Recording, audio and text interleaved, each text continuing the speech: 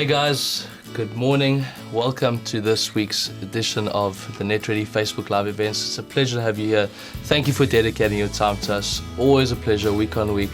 We love hosting everyone on our Facebook Live events. Everyone watching this content, I hope you're taking a lot of information about the multi-level marketing industry away, and it's helping you grow your business. Thank you so much for joining us. Today we are joined by none other than Mr. Richard Sletcher. Again. Good day. We're going to get another face on here, don't you think? Yeah, or maybe we just need to swap it up, and then maybe it looks like, I don't know what we have to do. But, Yes, well. But you look great today. Yeah. It's white shirts Tuesday. Yeah. But I thought I would be a bit of a rebel, so I've got blue buttons and a blue flash and blue collar. So rebelling here heavily. Well, I mean, I've got blue on top, so maybe we're matching here. I think and do you know what? We've color-coded again. What can I say? We are doing well, okay? The uniform. It's there.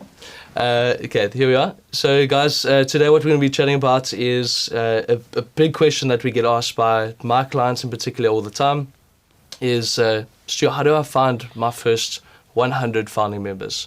And it comes up over and over again. So we thought in this Facebook Live event we'd address this question just to provide more sense of clarity on how to get there and how to assist you through the process. Some guys actually have a line here from one of our clients. It says, where do I go about finding my 100 founding members? Should I talk to my family, mom, dad, neighbors, their dog, my second cousin 3 times removed? Stu, who do I speak to? I thought that was very good. I had to slot that in there. But Absolutely. This is a challenge. This is a big challenge. Yeah. And why? Look, it's very tough, eh? And a lot of the people who come into the industry want to start their own MLM businesses. I found a lot of them have joined somebody else's multi-level marketing business. So they've joined an Amway or Herbalife or GNLD or one of the big ones. And they've been out there and they have witnessed the power of multi-level marketing. But they have personally not been able to make it work for themselves. So often the question I ask them is, you weren't able to make it in Amway. What makes you think you can make it in your own product? Right. With your own product, Yeah. your own business. And the fundamental difference is when you are working for Amway, it's a side hustle. Yeah. When you're doing it for yourself, it's everything. So when you're doing it as a side hustle, you're putting a little bit of effort. When you do it for yourself, you have to put in a massive effort because it's not easy.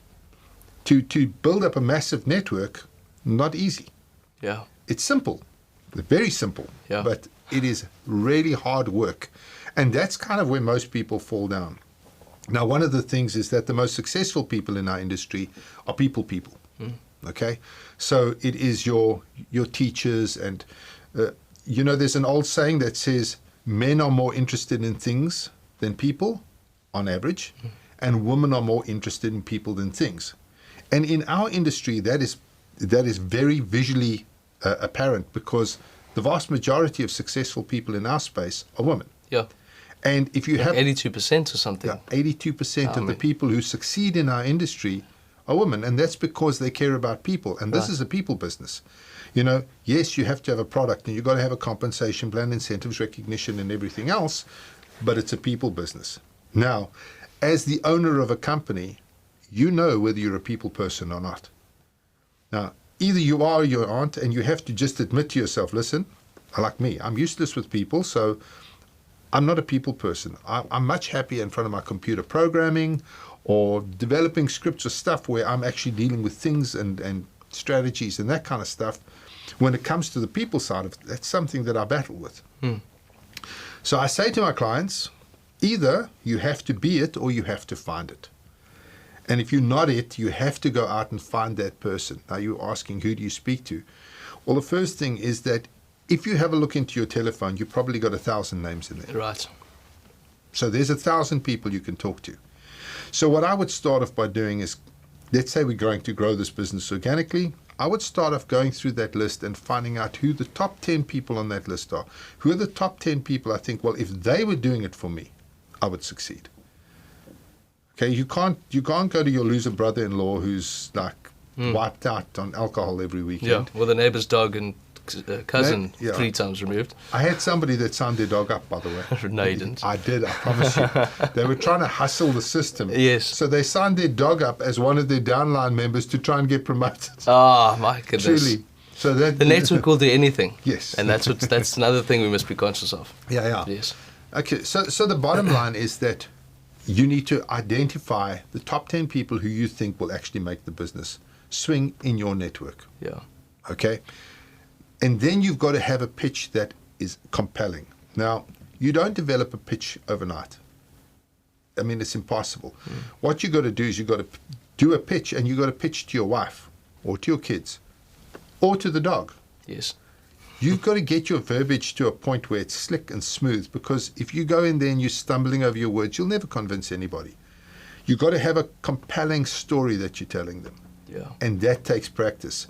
So what I would do is I'd choose the top 20 losers or the top 40 losers in my list, because you're probably out of 1,000 people, you've got 40 or 50 losers you can go and talk to. Yeah, we don't call them that. No. When we meet with them. No. So listen, I've actually sat with you So because listen, you're a loser. That's why I'm talking to you and now. I'm practicing going to hear. But you need to practice the pitch. Of course.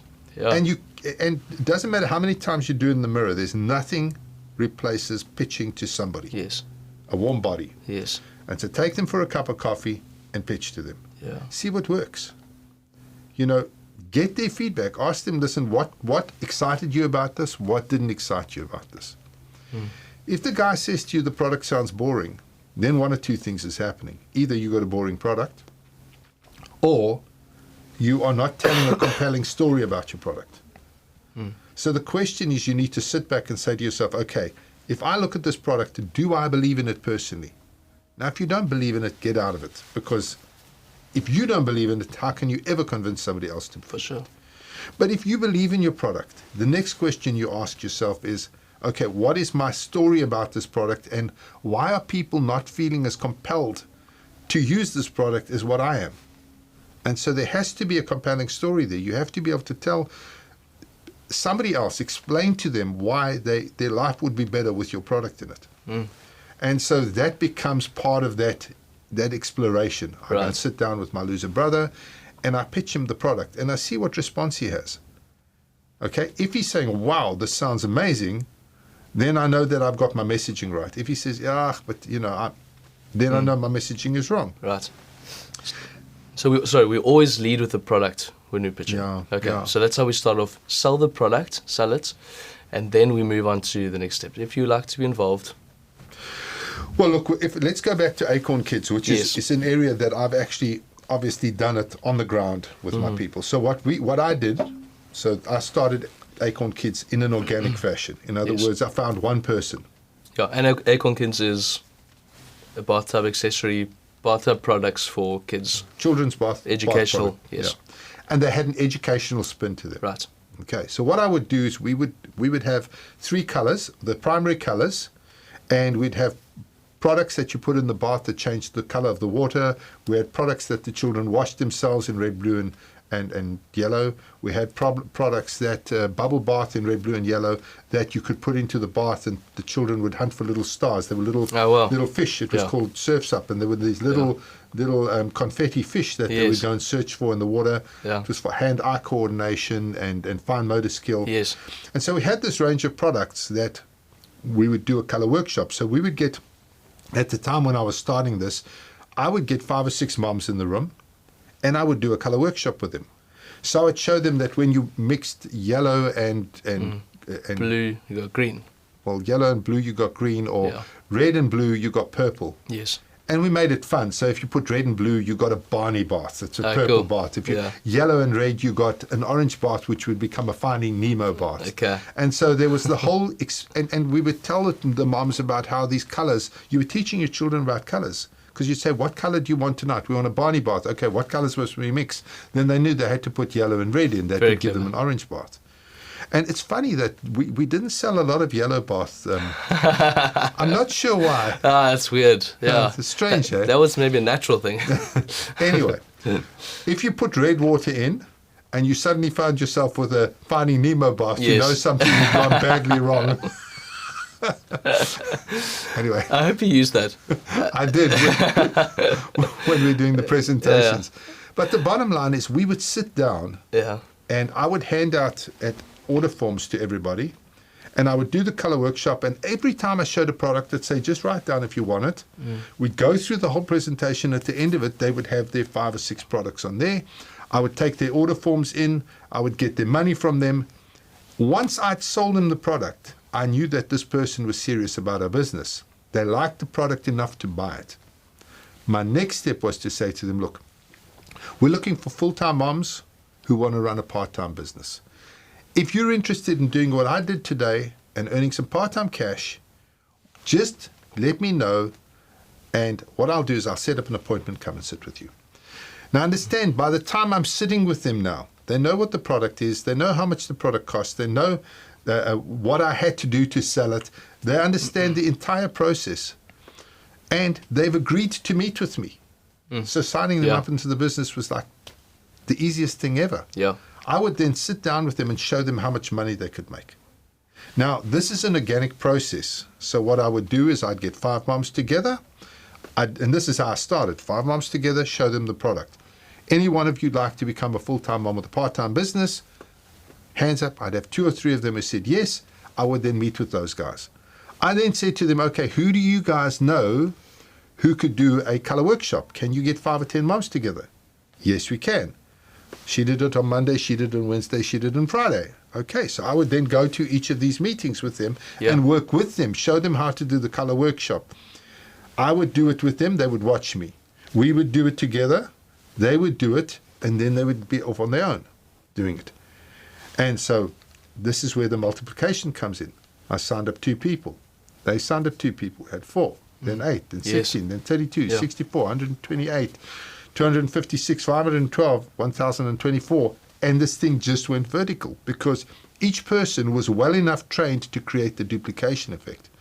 But I have to tell you, I got up every morning and I was doing 3, 4 demonstrations a day, sometimes 5. I'd start in the morning, I'd do one after the other. If I wasn't doing opportunity meetings, pitching the business to somebody one-on-one, I was doing it in groups. If I wasn't doing it in groups, I was doing color workshops. If I wasn't doing color workshops, I was looking for leads to do it. Phoning my people and saying, have you organized your first color workshop? When are we doing it? Can I come? Put it in my diary.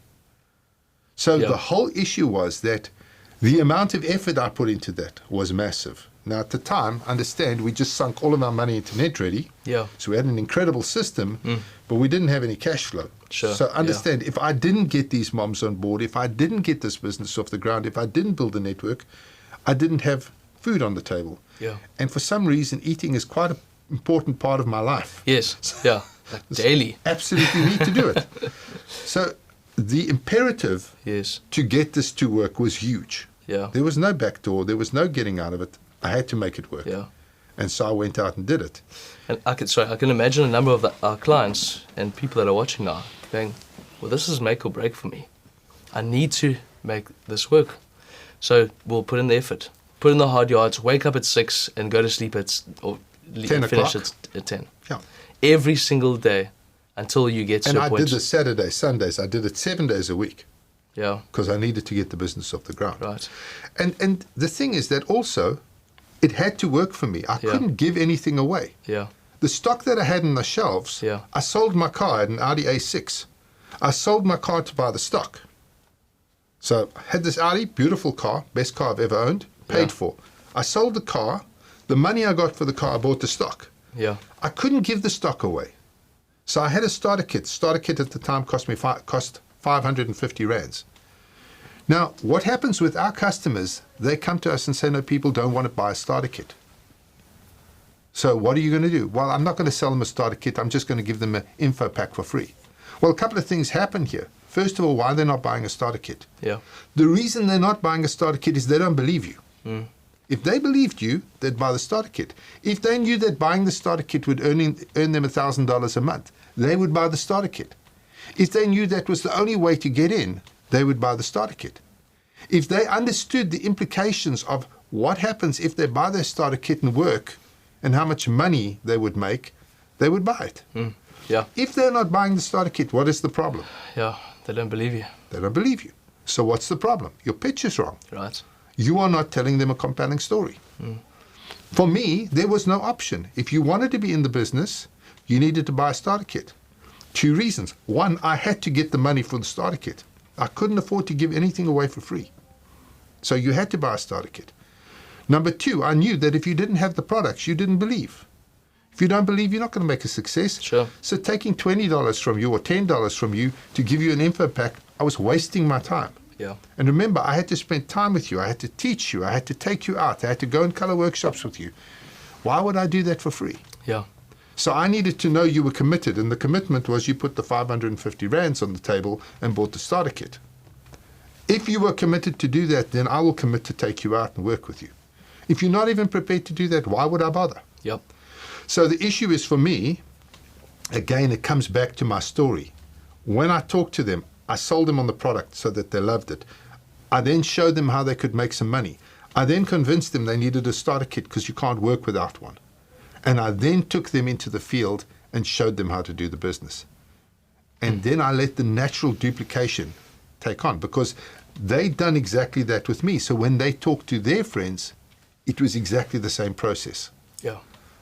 They showed them the product. They fell in love with it. Right. Would you be interested in doing it? Yes, you would. Fantastic. Let me show you how you do it. Let's meet for coffee at the Wimpy. Yes. Go and show them the business. Get them to buy the starter kit. Take them into the field. Yeah. That's duplication. Yeah.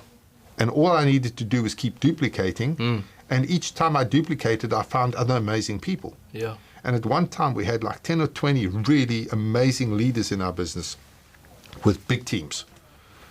And I know that doesn't sound a lot, but 20 people with 200 or 300 people in their teams, that actually becomes that just becomes exponential in its process. Yeah. The beautiful thing about that is, as people you don't even know, you start doing the duplication, and these leaders start emerging. Exactly. The people you never thought could actually work within this industry, that they've kind of been dipping their toe in a bit, but now are starting to excel, and they are driving your network. Exactly. I mean, how cool is that? Exactly.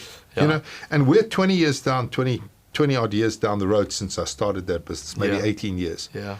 And a young man came and worked for Netready the other day. Yes. And he said, oh, by the way, I know Alison Bonnell. Yes. And Alison was one of my first distributors in Acorn Kids, who made an absolute fortune through Acorn Kids. Yeah.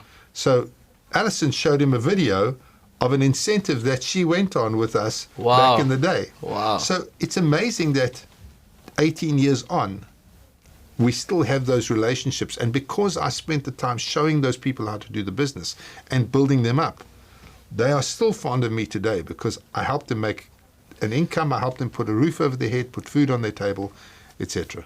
Richard, that is brilliant. I mean, 20 years ago, Alison, you've just mentioned, you still know her, you know her face. My wife will still have coffee with her and go and chat with her. And And it's about forming the bond with those leaders. Exactly. Because if you can make them feel as though they've found their home within your business, they'll stay. Exactly. And you can, through those five drivers of our network, one being recognition.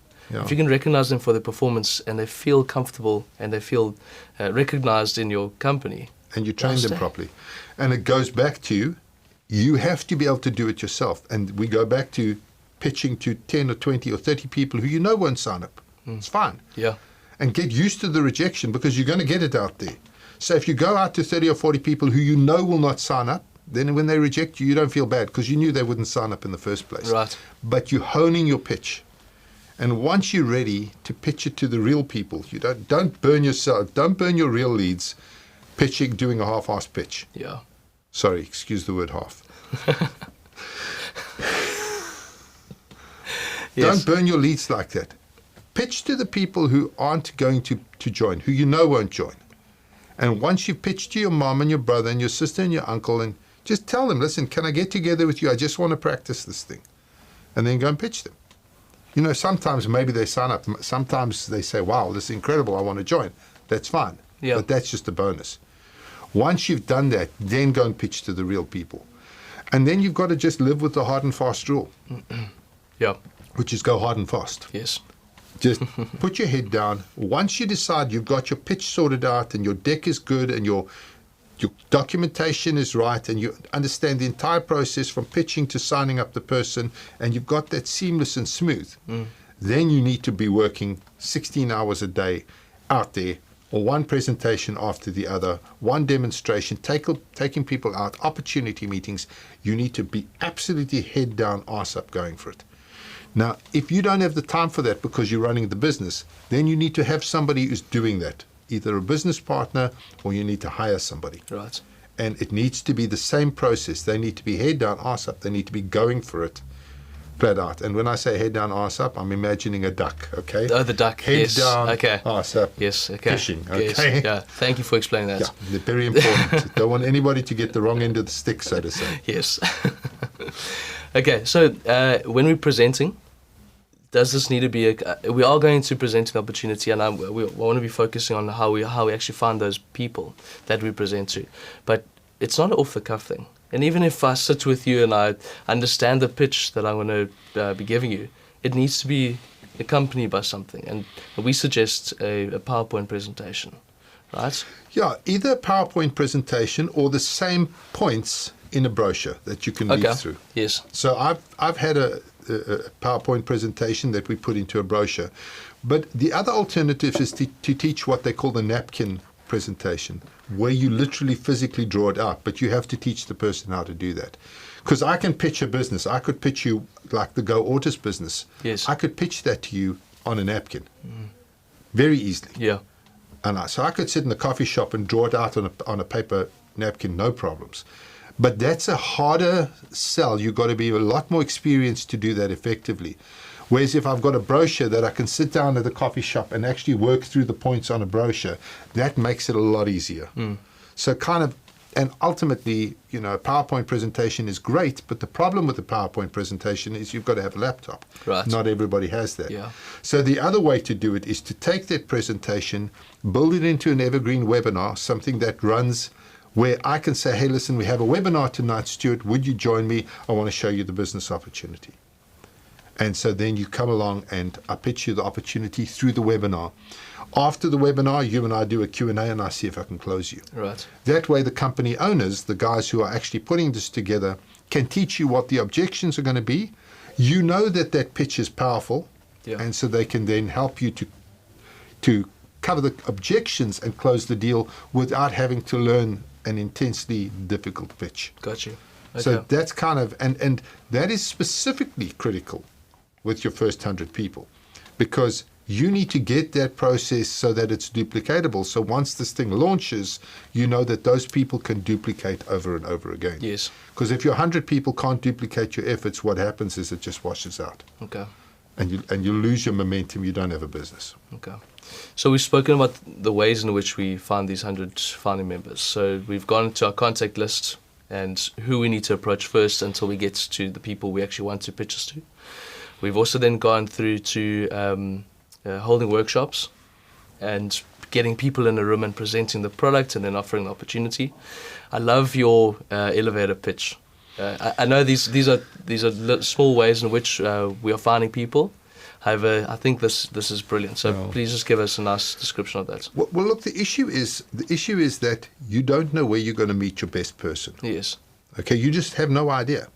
And so you need to be on the lookout for people. Once you decide to do this and you know that your pitch is slick, you need to be looking for people all the time, everywhere. Yeah. And you need to have a very quick 5-second, 10-second pitch that gets them interested enough to call you. Yeah. Okay, so in Acorn Kids, a prime example is we have had what we call the elevator pitch. So what I would do is I would walk into a lift, and instead of facing the door, which everybody was doing, I would face in. So first of all, you've got to grow a pair because obviously you have to overcome your own inhibitions to do this. But I would walk in the lift and I would face the people. The lift doors would close, and the first thing I would say is, so you're probably wondering why I called this meeting. Now, the response is never negative. Sure. I mean, I did this 1,000 times. Not once did somebody say, stop being an idiot. Yeah. 9 times out of 10, well, no, 100% of the time, somebody, and I would just keep quiet, somebody would ask, okay, so why did you call this meeting? Yes. It happened all the time because what is the natural thing? I've asked them, you're probably wondering why I called this meeting. Obviously, well, why did you call the meeting? Yeah. And I would have my business cards on me. I say, because I'm looking for a full-time mommy who's looking for a part-time business selling children's bath products. If you know anybody, Right. not you, Yes. if you know anybody, please give them my card and ask them to give me a call. And I'd give out my Brilliant. Acorn Kids cards. Yeah. Now, where could I do that? I could do that anywhere. I could do that in a bus. I could do that. I could stand in front of a bus and say, you're probably wondering why I called this meeting. Anywhere there's a group of people, Yes. I could give out my cards. Now, the beauty of it is that people in that lift either thought, well, I'm looking for a part-time business, or, hell, my wife or my sister or my girlfriend or my auntie or whatever is looking for a part-time business.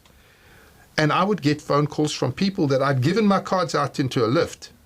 So, I got this from my brother John. I'm looking for a part-time business. When can you come and see me? So there is an easy way to find people that you never even knew in your life. And it's duplicatable. Yes. Anybody can do that. Yeah. Now, obviously what I did with my team is I would take them to an elevator and we'd ride the flipping elevator up and this down. is exactly what I'm picturing. You just go up and down. And the reason I did it, though, is not because I wanted to see the same people 100 times. Yeah. Is that I wanted to get my person Yeah. into the habit of asking. Yeah. And we'd get onto a bus and we'd say, so you're probably wondering why I called this meeting. Yeah. And we'd sit at a bus stop or we'd sit in wherever. Wherever there's a group Yeah. of people, you can use that line. Yeah. Almost anywhere and everywhere is an opportunity to Yeah. present the You business. can even do it on a one-on-one. You know how sometimes you're standing in a queue and you can say to the person, you're probably wondering why I called this meeting. So cool. So I'm not saying you must use that line. Yeah. But you need to meet people who you don't know because your personal list, obviously you run out of it. Right. And then you need to teach your people how to meet people. And that's a good way. Now, obviously, there's still social media where you can put advertising, hey, we're looking for a full-time mom to do a part-time business or whatever Exactly. your pitch is on your product. Yeah. And that's what we did. So people can post that. You can put advertising out there. Although Facebook and the various different platforms are dead against multi-level marketing. Yeah. Yeah. So the policies are against it. Yeah. So to run any sort of paid-for campaigns, you have to be very clever with the verbiage that you use, and we don't want to fall foul of any Facebook policies, any laws. Yeah, they just close you down. Close you down. Yeah, exactly. The page will be gone. Yeah, so that kind of for me is the whole issue. Now, that brings us to the launch strategy. Yes.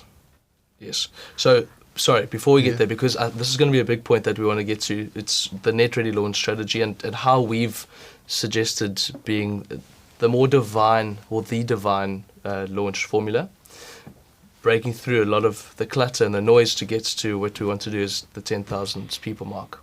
Yeah. We touched on it before, but the types of people that we want in our network. So it's not this second cousin 3 times removed or the neighbor's dog. What are the types of people that we want to get to the top as our 100 founding members? Look, the misconception is that you need a salesperson. And you'll find a lot of people say, I don't want to get involved in multi-level marketing because I'm not a salesperson. But the reality is that the worst people in multi-level marketing, the absolute worst people are salespeople. And the reason being is what a salesperson does, they come in, they hit you, they close you, they sell you, and then they move off. Yeah. And you are left with whatever they sold you, and they're on to the next person. And that's the typical salesperson persona. Okay, that's how they work. And there's nothing wrong with that. I've got nothing wrong with salespeople. Some of the best people I know are salespeople, so no issues there. But in this industry, you're not looking for that. What you're looking for is a nurturer. Because when I bring you into the business, I need to understand, as your sponsor, that you need help. You cannot do this on your own. If you were a self-starter, you would have probably had your own business long ago. You probably have gone through the schooling system where they've actually drummed any kind of initiative out of you. You've worked in jobs where it's sit down, shut up, and do what I tell you. Now you're in the space where you've got to have initiative and go out and make it happen for yourself, and it's very difficult. So I need to be able to look after you and train you and teach you and care for you and love you. And that's not a natural sort of state of being for a salesperson. Yeah. But it is for a teacher. It is for a nurse. It is for a mother. It is for those kind of people generally are very empathetic and they care about the people that they're bringing into the business. So if you look at the top leadership, it's those kind of people that get right to the top. So when you're going out looking for your top 100, finding the salespeople is not the way to go. Yeah. What you want to do is you want to find the epic people who can be convincing, but whose main sort of focus is on loving the people that are in their team. And you'll see, if you talk to people like Gail Reynolds, yes, which we've interviewed on our podcast, she made £6.5 million last year from Avon. Avon, yeah. Avon. As an Avon agent, hey? She's an Avon girl. Now, if you go and talk to her people, the one thing they will tell you over and over and over again is how much they love her. And why do they love her? Is because she's absolutely committed to them 110%. 110% committed to them. And that's the key thing here, is that when you go looking for those top 100 people, you need to look for people who will care for people.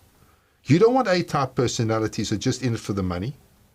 You don't want people that are just there for a quick sale, in and out, turn around, take the bucks and run. You want people who are going to build your team. So those are the kind of people that you would be looking for. Yeah. Guys who are going to actually care for. Either that, or you got to train the pants off them to teach them how to care for their people. Right. And as I say, it's much easier to teach a fish to swim than to teach a frog to climb a tree. Yes. If you know what I mean. What about existing network marketers involved in another business? Now, there's the appeal is that they know the industry, they know how to operate within their role, but the challenge here is that we don't want someone that's going to jump ship when the next shiny thing appears. No. So again, that's one of the reasons why I like to lead with product. Yeah. Because look, there are network marketers who are very successful out there. And it could easily be that they're disenchanted with their current opportunity because the product is not good, or the quality of the product's gone down, or the guys have changed the compensation plan, which is one of the big ones. Hey, These companies, they think they can change the compensation plan with impunity. They can't. They lose their key players when they do that. So there are people out there who are really good, who are solid, who are amazing at what they do, who are disenchanted with the space they're in. Now, you don't want to attract them across for the bucks. If you just go and pitch them on the money, then you are going to get the person who jumps from one shiny object to the next. You don't want those guys. What you want to do is you want to pitch them on your business, your compensation plan, but most of all on your product. So what you want to do is get them engrossed in the product that you're selling so that you can say to them, okay, listen, this is what we do, this is why we're amazing, and this is why we think your skill set would work for us. Right. And then when they sign up, they're signing up based on the fact that you're solid, that the company's solid, that the compensation plan is solid, that you're not going to change it, and that you've got an epic product that they can fall in love with. Yeah. Then what happens is once you get them on board, they will go and cherry pick the people from their old network and bring them across. And there's been some incredible businesses that have grown out of that kind of approach. So it's not that you don't want to do it. Right. There was a company, I can't remember the name of it, they sold coffee, a big coffee company. And their top leadership got undermined by the company's management. Yes. To the point they stopped paying them, they started cutting their amounts of money, they felt they were earning too much money, blah, blah, blah, blah. And so they decided to cut their salaries and cut the amount of money they had and to reduce their caps and all sorts of things. And these guys got upset, obviously. Okay, I wasn't going to mention the name, but never mind. That's the name we weren't going to mention. Caleb, will you just beep that out, please? Thank you very much. Nah, well, look, it's out there. Sure. Anyway, their top leaders went and joined another company, and that company's absolutely exploded. And the coffee company has been limping along ever since. So the issue is that you know there are people out there, but you need to be very careful and selective about who you approach. It's not just to throw them out at the wall and see what sticks, because bringing the wrong guy into your business from another company can destroy your business, because now suddenly, but they had a better compensation plan, they had a better product, they had a better attitude, they had a better everything. Well, what the hell are you doing here? Push off. For sure. You know, but in the meantime, they're poisoning the well. So you've got to be careful with the network marketers and bringing people in that you can really rely on and depend on. Right. Okay. So it's a good thing to bring these network marketers on. Yes. However, we should be cautious of those elements so that we don't lose them. We don't waste our time with these guys. Okay. Let's speak about the Netready launch strategy. We're not going to get into too much detail, but I want to give a nice high level of the concepts of what the strategy actually entails. Okay, so the issue around the strategy is that you only ever get one shot at launching your company. Yeah. Okay, that's it. And it's the most important part of the entire process because you can go like we've done, as you know. You can go from 0 to 10,000 members just like that. Yeah. If you do the launch properly. Right. So we've put that strategy together. Now, at a 30,000-foot overview, the idea is that what you want to do is you want to take 3 or 4 bites at the cherry. So the first thing is you want to have your 100 founding members. You've got to have 100 people. Okay, and then what you do is you have your founding member meeting. And it's an opportunity meeting where you get those 100 people into a room and you sell them the idea. Now remember, you've refined this concept to the nth degree, so you present the opportunity from the stage. Now, how do you get 100 people in the room? Well, it's real easy.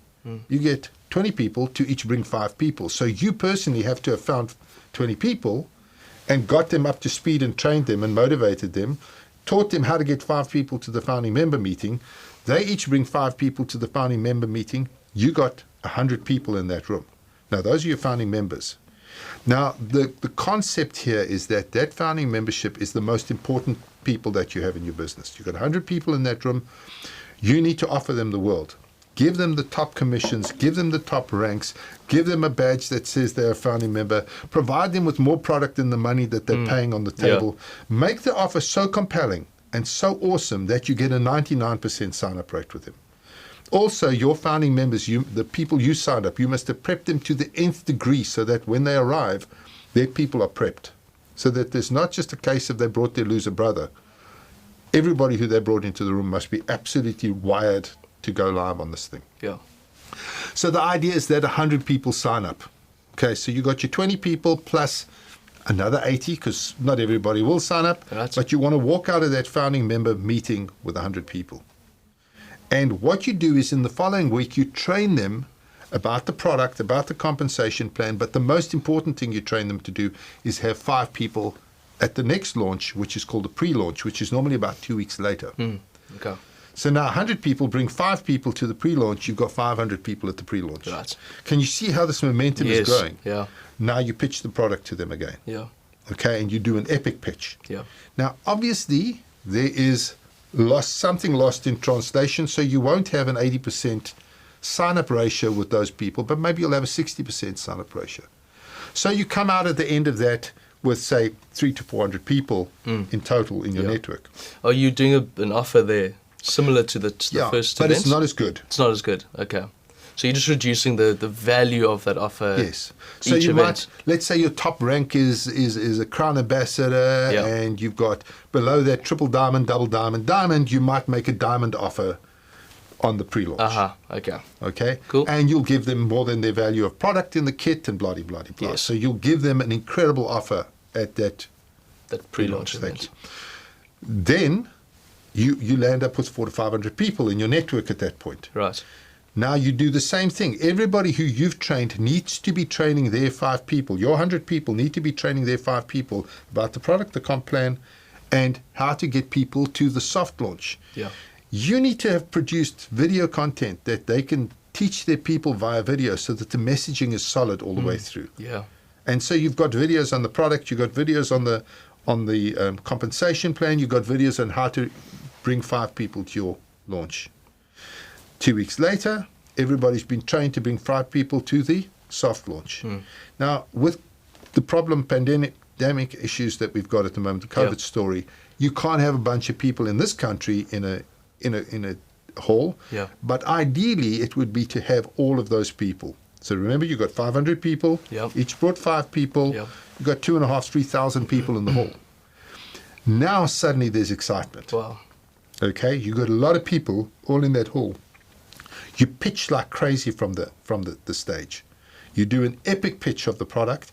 Your people are trained to close their people, so that's part of your training. They close their people. You walk out at the end of the soft launch. Remember, you haven't even launched your business yet. Yeah. You walk out at the end of the soft launch with a couple of thousand people in the network. So can you see how this is going? Now, a couple of things happen here. You've sold 2,000 starter kits. Okay? So let's say your starter kit costs $100. Yeah. So you got $200,000. $200,000. So you got the cash flow. Yeah. So that has helped you. You've got 2,000 people who are doing your business. So you've got momentum. You've sold product to those people. And you might have sold like a lot of product to those people because they're out there trying to sell your product to customers. So you've started to get momentum, and now you're going to do the big launch. Yeah. Now, big offer, medium offer, smaller offer, and at the launch you have a special offer. Got you. So the first 1,000 people who sign up today are going to get Yes. X, Y, and Z. Cool. This extra product, we've got this incredible new product we're launching today, and the first 1,000 people who sign up today are going to get that product free in their kit, for example. Awesome. You know, that kind of thing. You need to think strategically about what it is you can offer for the first 1,000 people. But you've told 2,000 people to each have 5 people at the hard launch. Now, you can't get those people into a room. Yeah. So you're doing it online, you're live streaming it. Yeah. You got 2,000, 3,000 people in the hall because you want to create that amazing atmosphere. But all over the country, possibly the world, depending on your offering, people are hooking in via Zoom and Facebook, and you might stream on several different platforms. And the idea at that point is to motivate those people to get going fast. So the first 1,000 people come in, but what we've seen in our sort of experience is that by the end of the hard launch, within 90 days of starting the pre-launch, within 90 days you're at 10,000 members. Yeah. Now, if 10,000 members are just doing $100 in sales a month, you've got $1 million. Exactly. Yeah. So there you got your $1 million. Now, to go from 10, and you've seen this, we started with one of our clients in January. Yeah.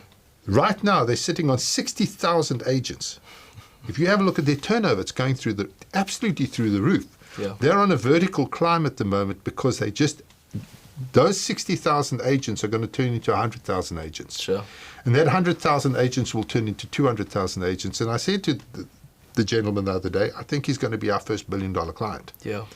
Because the business is going vertical. Now, we've only just started this launching strategy to work with our clients on it. So this is quite new to us at the moment, but it just gives you the idea of what a proper launch can actually do to get the person from zero to hero fast. Yeah. You know, so that obviously is a key. You can do it like I did with Acorn Kids, which is bootstrap the business. Or you can adopt this kind of launch strategy where we take you all the way. Yeah. One of the things I love about the inviting 5 people to the next event is the pitch to them during training sessions is that pick your 5 best people. And you can only invite 5 people to this event. You can't invite 6. Can't invite 6. Yeah. What do people want to do? You want to invite 10, of course. Exactly. If they can only bring 5, it's Exactly. like, what can I bring my wife?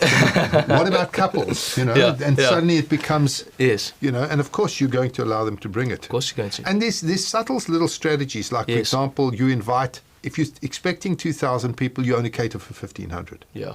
Because what you want to do is you want to have an overflow room. You want people who can't get into the room, who are standing out watching the presentation on TVs. Yeah. Who are responding to stuff on Facebook, etc., because they couldn't get in.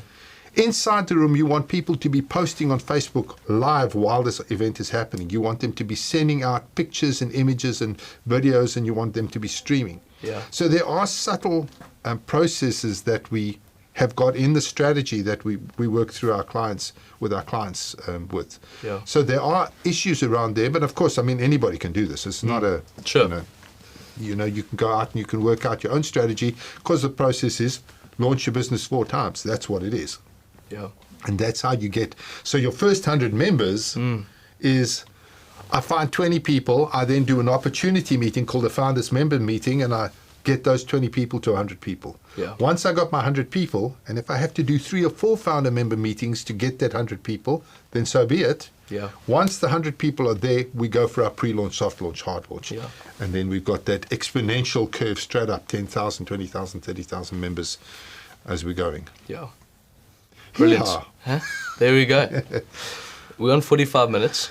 Okay, well, I think we've come into land on this. yeah, 100%. I think we've given a lot of advice on the ways in which we approach finding our 100 founding members, the things to keep in mind with the types of people that we're looking to approach, the different actions like the elevator pitch, like having these group sessions. There's a lot of information that's come out of it. So I hope that everyone that is listening out there today has taken some valuable insights into finding 100 founding members. And if you have any questions, please, I'm available on email, Stuart, Stuart, @netready.co.za. Richard, before I do our close off, thank you so much for your time. It's an absolute pleasure. For one horrible moment, I thought you were going to give out my email address there. Yeah, and beep that as well. There's going to be a lot of beeping going on. You said something about a duck earlier. Oh, yes. We have to beep that out. Okay, fair enough. Sorry. But thank you so much for your time once again. It's a pleasure. I really appreciate it. So guys, from me, Stuart, I'm the VP for Sales and Marketing at Netready. I'd like to thank you for your time. Please follow us on all our social media channels on Facebook, which is Netready, our YouTube channel, which is Netready, our podcasting channel, which is on Spotify, and we've also got our LinkedIn page, Netready MLM Software. Thank you so much for your time. I hope you enjoyed the session, and we'll see you next week. Cheers.